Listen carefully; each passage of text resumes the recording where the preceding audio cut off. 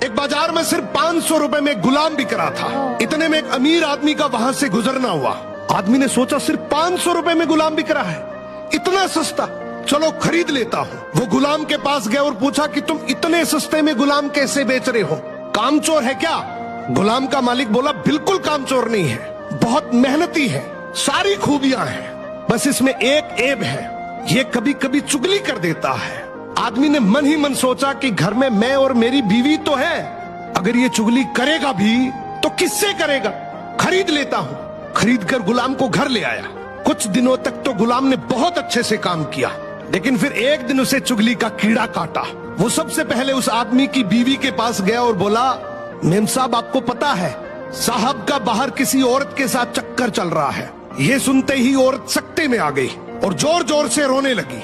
गुलाम बोला, अरे मेम साहब आप रो मत, हिम्मत रखो, मेरे पास इस चीज का पक्का इलाज है। मैं एक बाबा को जानता हूँ जो आपकी इस मुसीबत को जड़ से खत्म कर देगा। आप बस एक छोटा सा काम करना, रात को जब साहब सो जाए तो उनकी दाढ़ी से कुछ बाल काट कर मुझे दे देना। औरत तैयार हो गई।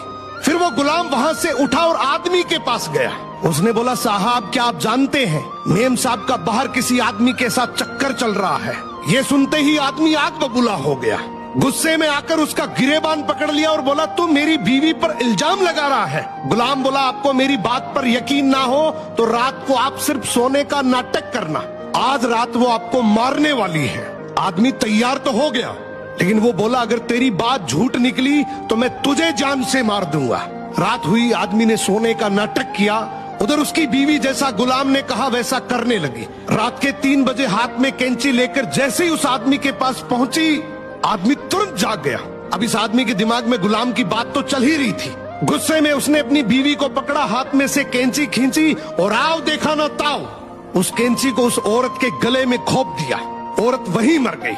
जब औरत के परिवार वालों को ये बात पता चली तो उन्होंने इस आदमी को मार दिया, और जब आदमी के परिवार वालों को ये बात पता चली तो दोनों परिवार आपस में ऐसे भिड़े कि दोनों परिवार पूरी तरीके से खत्म हो गए।